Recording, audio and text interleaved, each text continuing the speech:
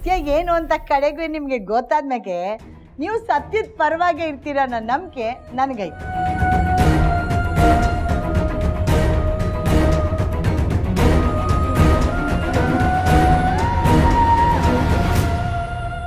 ಈಗ ಸದ್ಯಕ್ಕೆ ಸುಬ್ಬಲಕ್ಷ್ಮಿ ಅವರಿಗೆ ಬ್ಯಾಡ್ ರೆಪ್ಯುಟೇಷನ್ ಇದೆ.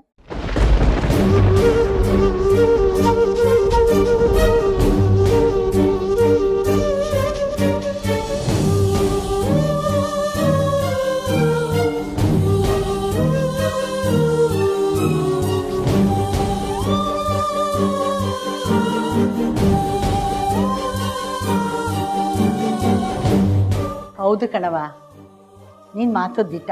ನಿಮ್ಮನ್ನೆಲ್ಲ ಇಲ್ಲಿ ಕರೆಸಿದ್ದು ನಿಮಗೆ ಸತ್ಯ ಯಾವುದು ಸುಳ್ಳು ಯಾವುದು ಅಂತ ಗೊತ್ತಾಗ್ಲಿ ಅಂತಾನೆ. ಆವತ್ತು ನಮ್ಮ ಸುಬ್ಬವ್ವ ಕದ್ದು ತಿಂದ್ಲು ಅಂತ ಹೇಳಿದ್ರಲ್ಲ, ಆ YFC ಊಟನ ಅದು ಕದ್ದು ತಿಂದಿದ್ದಲ್ಲ.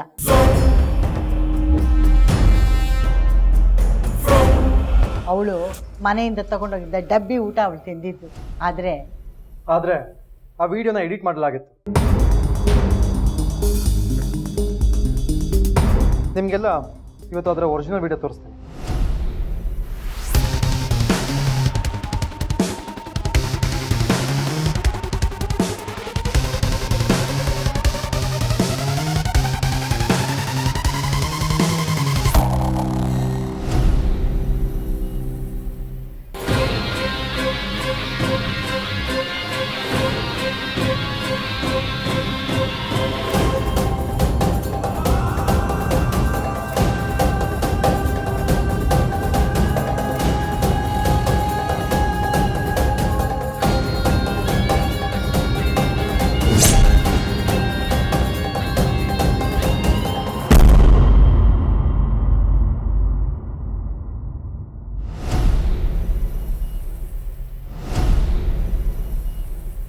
ಈಗೆಲ್ಲ ಮಾಡಿದ್ದು ಯಾರು ಅಂತ ಗೊತ್ತಾ ಸರ್?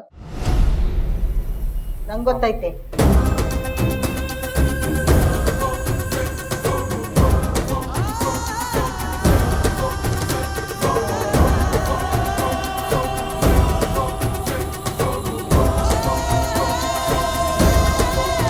ಸತ್ಯ ಹೇಳಕ್ಕೆ ನಂಗೆ ಯಾವ ಹಿಂಜರಿಕೆನೂ ಇಲ್ಲ. ನನ್ನ ಮಗ ನನ್ನ ಸೊಸೆನ ಸರಿಯಾಗಿ ನೋಡ್ಕೊಳ್ಳಿಲ್ಲ.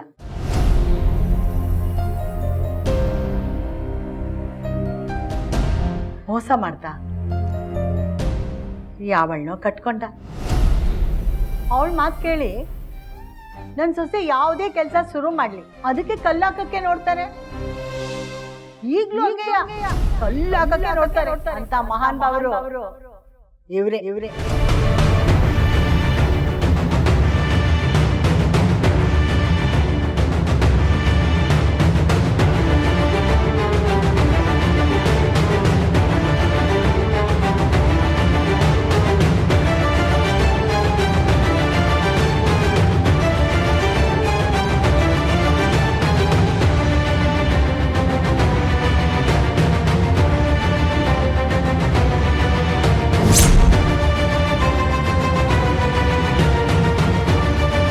ಇವತ್ತಿಗೂ ಈ ಮಹಾನ್ ಭಾವರು ಇಲ್ಲಿ ಗಂಟ ಪಾದ ಬೆಳೆಸಿರೋದು ನನ್ನ ಸೊಸೆ ಏನು ಮಾಡ್ತಾವಳೆ ಅದಕ್ಕೆ ಹೆಂಗೆ ಕಲ್ಲು ಹಾಕೋದು ಅಂತ ತಿಳ್ಕೊಳ್ಳೋಕ್ಕೆ. ನ್ಯಾಯ ತಪ್ಪು ಮಾಡಿದ್ರು ಮಗನ ವಹಿಸ್ಕೊಂಡು ಬರೋ ಕಾಲ ಇದು. ಎಲ್ರಿಗೂ ಸ್ಫೂರ್ತಿ ನೀವು.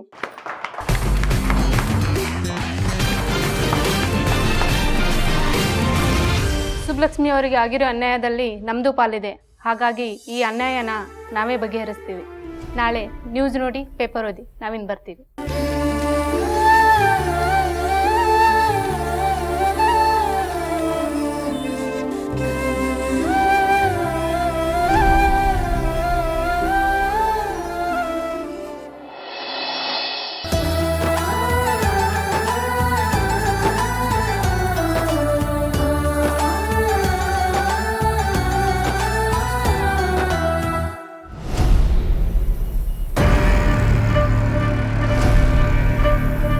ನೋಡಿದ್ಯಾ ಗ್ಯಾರಿ, ನಮ್ಗೆ ಹೀಗೆ ಅವಮಾನ ಮಾಡಬೇಕು ಅಂತ ಇಷ್ಟು ದಿನದಿಂದ ಕಾಯ್ತಿದ್ರು ಅನ್ಸತ್ತೆ. ಓಹೋ, ನೀವೇನು ಸನ್ಮಾನ ಮಾಡಿಸ್ಕೊಳ್ಳೋ ಅಂತ ಕೆಲಸನ ಮಾಡಿದ್ದೀರಾ? ಅವಮಾನ ಆಗೋ ಅಂತ ಕೆಲಸ ಮಾಡಿದ್ದೀರಾ? ಅವಮಾನ ಆಗೈತೆ. ಅಮ್ಮ, ಮಾನ ಇದ್ದವ್ರಿಗೆ ತಾನೇ ಅವಮಾನ ಆಗೋದು. ಇಲ್ಲಿ ಅವಮಾನದ ಪ್ರಶ್ನೆನೇ ಇಲ್ಲ. ನೀವುಗಳು ನಮ್ಮ ಸುಬ್ಬಿಗೆ ಮಾಡಿರೋ ದ್ರೋಹ ಅವಮಾನದ ಮುಂದೆ ಇದೆಲ್ಲ ಯಾವ ಮಹಾ? ಅವಳು ಕದ್ದು ತಿಂದಿದ್ದಾಳೆ ಅಂತ ಆರೋಪ ಮಾಡಿದ್ರಲ್ಲ, ನಿಮಗೆ ಮನಸ್ಸಾದ್ರೂ ಹೇಗೆ ಬಂತು? ಅವಳ ಕೈಯಿಂದ ಊಟ ಮಾಡಿದ್ದೀರಾ, ಅಟ್ಲೀಸ್ಟ್ ಅದ್ರ ಋಣನಾದ್ರೂ ಬೇಡವಾ ನಿಮಗೆ? ಎತ್ತ ತಂದೆ ತಾಯಿ ಋಣನೇ ಮರ್ತವ್ರು, ಅನ್ನದ ಋಣ ಜ್ಞಾಪಕ ಇರ್ತದ? ಕಡೆ ಪಕ್ಷ ನಾಯಿಗಳಿಗಾದ್ರೂ ಆ ಜ್ಞಪ್ತಿ ಇರ್ತದೆ.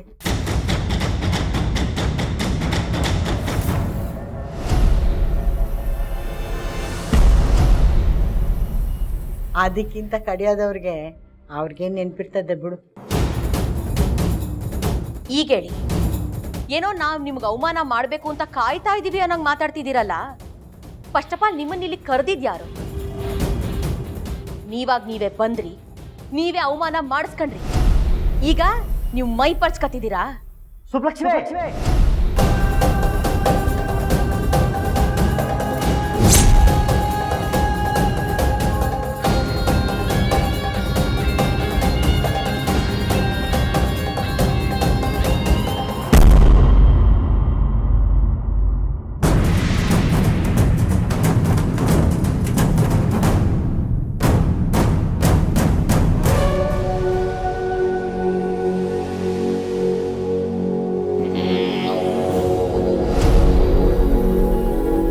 ಇಷ್ಟೊತ್ತವರೆಗೂ ಏನು ಮಾತಾಡಬಾರ್ದು ಅಂತ ಸುಮ್ಮನಿದ್ದೆ.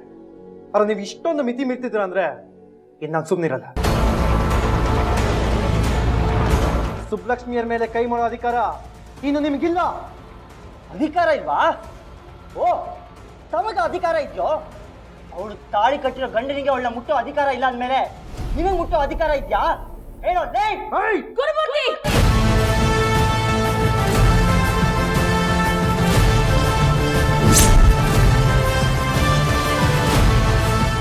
ನಾಲಿಗೆ ಬಿಗಿ ಹಿಡಿದು ಮಾತಾಡಿ.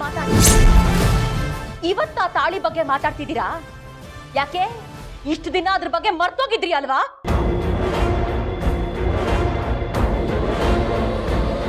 ನೀವು ಕಟ್ಟಿ ತಾಳಿನ ಯಾವತ್ತೋ ನಿಮ್ ಕೈ ಕೊಟ್ಟಾಯ್ತು, ಅದಾದ್ರೂ ನೆನಪಾಯ್ತಾ ನಿಮ್ಗೆ?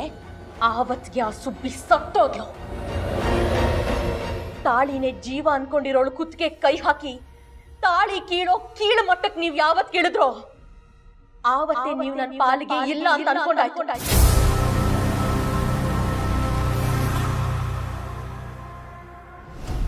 ಇನ್ಮೇಲಿಂದ ನಾನು, ನನ್ನ ಮಗ, ನನ್ನ ಬದುಕು ಇವತ್ತಿಂದ ಈ ಸುಬ್ಬಿ ಹೊಸ ಬದುಕು ಶುರು ಮಾಡ್ತಾಳೆ. ಅದು ಅರುಣ್ ಪ್ರಸಾದ್ ಜೊತೆ.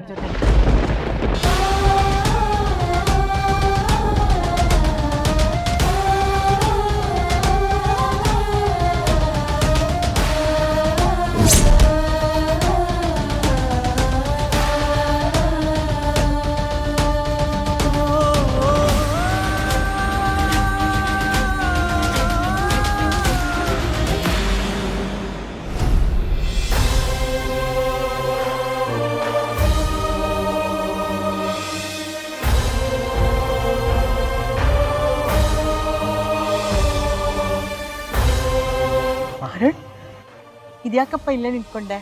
ಮನೆಗೆ ಬರೋದಲ್ವಾ? ಪರವಾಗಿಲ್ಲಮ್ಮ. ನಂಗೊತ್ತು ನೀನು ಬಂದರೆ ನನ್ನ ಮಗ ಸಿಡುಕ್ತಾನೆ ಅಂತ ಅಲ್ವಾ? ಏನು ಮಾಡಲಿ, ಅವನಿಗೆ ಮಾಡೋದ್ರ ಬಗ್ಗೆ ನಂಗೆ ನೋವೈತೆ. ಅವ್ನು ಯಾಕಾದರೂ ನನ್ನ ಹೊಟ್ಟೆಗೆ ಹುಟ್ಟಿದ್ನೋ ಅಂತ ಕೊರಗೂ ಐತೆ. ಒಂದೊಂದ್ಸಲಿ ಅನ್ನಿಸ್ತೈತೆ ಇವ್ನು ಹುಡ್ದೇನೆ ಹೋಗಿದ್ದಿದ್ರೆ ಆ ಹೆಣ್ಮಗಿನ ಭಾಳ ಚೆನ್ನಾಗಿರ್ತಿತ್ತೇನೋ ಅಂತ.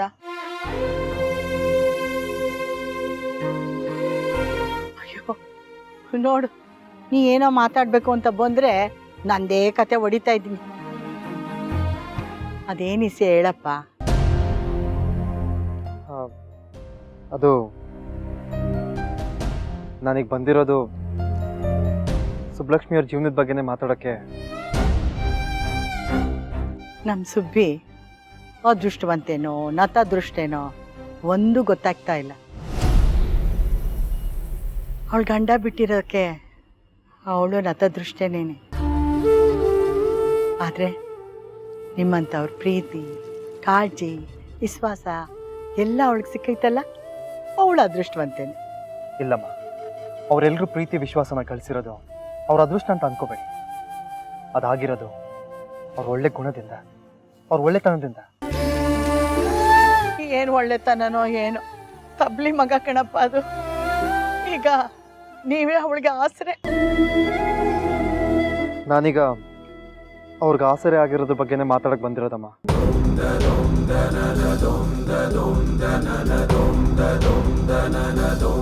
ಆದ್ರೆ ಈ ವಿಷಯನ ನಿಮ್ಗೆ ಹೇಗೆ ಹೇಳೋದು ಸರಿನಾ ತಪ್ಪ ಒಂದು ಗೊತ್ತಾಗ್ತಿಲ್ಲಮ್ಮ.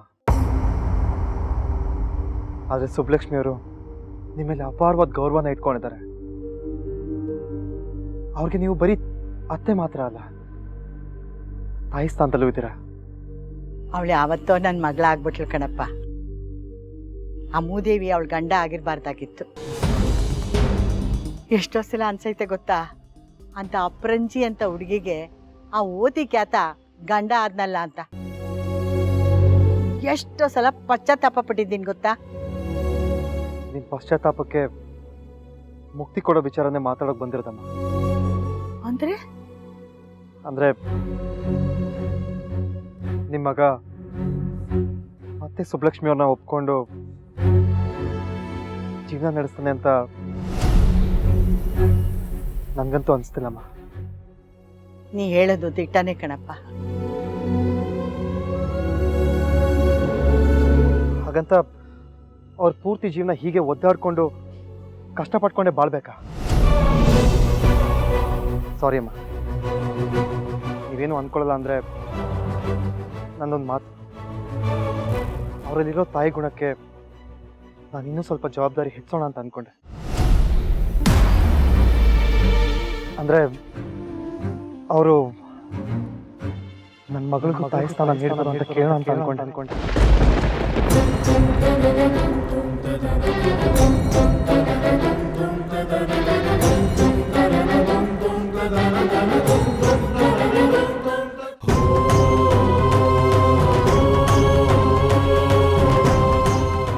ಕ್ಷಮಿಸಿಮ್ಮ, ನಾನು ನಿಮ್ಮ ಹತ್ರನೇ ಬಂದು ಈ ಮಾತುಗಳನ್ನ ಆಡಬಾರ್ದಿತ್ತೆ.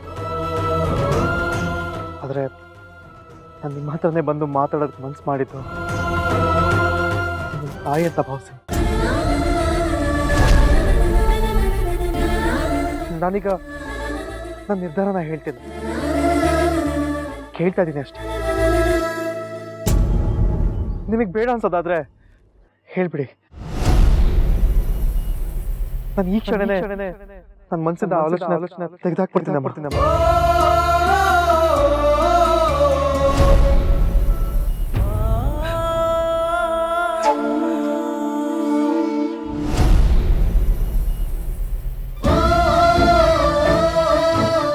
ಅರುಣ್, ನಿನ್ನ ಮಾತು, ನಿನ್ನ ಮನಸ್ಸಲ್ಲಿರೋ ಆಲೋಚನೆ ಯಾವುದು ತಪ್ಪಾಗಿ ನನಗೆ ಕಾಣಿಸ್ತಾ ಇಲ್ಲಪ್ಪ.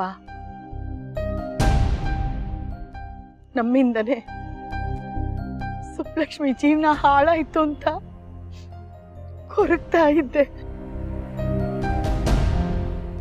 ಆದ್ರೆ ಅವಳಿಗೊಂದು ಹೊಸ ಜೀವನ ಸಿಗ್ತೈತೆ ಅಂದಾಗ ಬೇಡ ಅನ್ನೋಷ್ಟು ಸ್ವಾರ್ಥಿ ನಾನಲ್ಲ.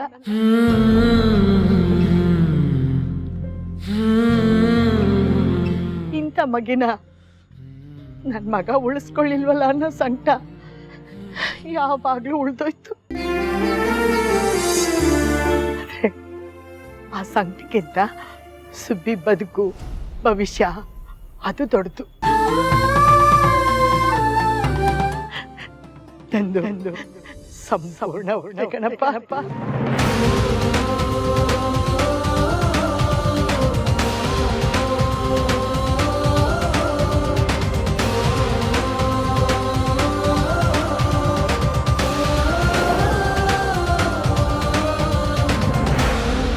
ನಮ್ಮೆಲ್ಲರ ಮನ್ಸಿಗಿಂತ ಸುಬ್ಬಿ ಮನ್ಸ್ನಾಗ ಏನೈತೆ ಅನ್ನೋದನ್ನ ತಿಳ್ಕೊ.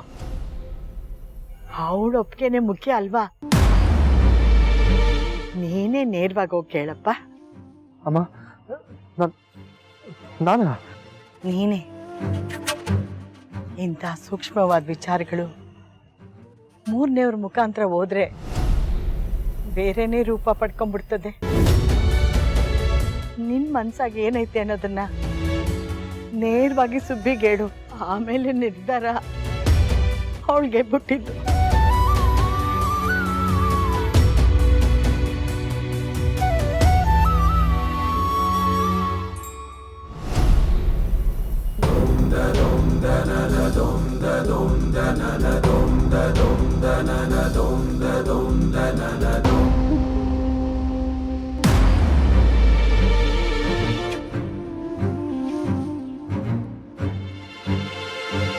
ಸುಬ್ಲಕ್ಷ್ಮಿ ಅವರೇ,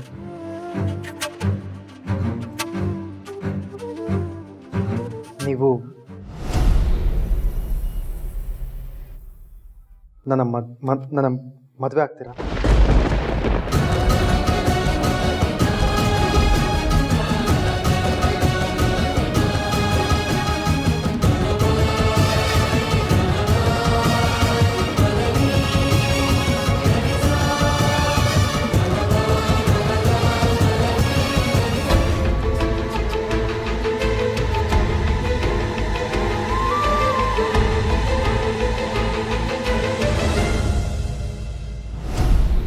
ಹೌ ಡೇರ್ ಯು? ಏಯ್, ಸುಮ್ಕೆ ನಿಂತ್ಕೊಳ್ಳ, ಎತ್ತಗೋಯ್ತೀಯ? ಅಮ್ಮ, ಅವ್ನು ನನ್ನ ಮುಂದೆ ನನ್ನ ಹೆಂಡತಿನ ಮದುವೆ ಆಗ್ತೀನಿ ಅಂತ ಹೇಳ್ತಿದ್ದಾನೆ. ಇವಳು ನಿನ್ ಹೆಂಡ್ತಿನ?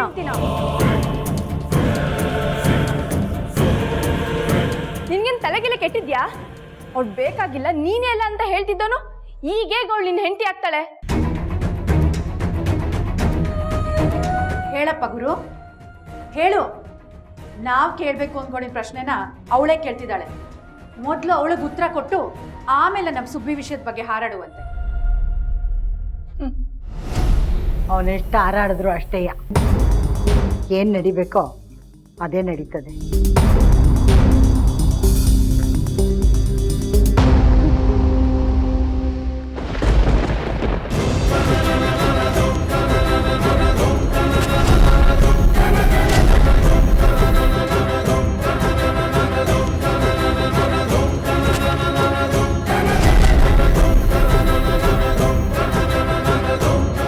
ತಾಳಿನ ನಮ್ಮ ಸುಬ್ಬಿ ಕುದಿಕೆಗೆ ಅರುಣ್ ಕಟ್ತಾನೆ.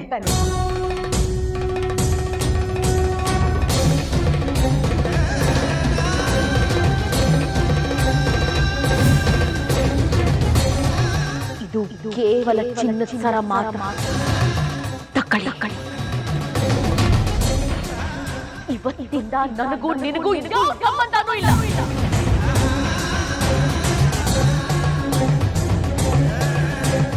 ಏನಮ್ಮ ಇದು?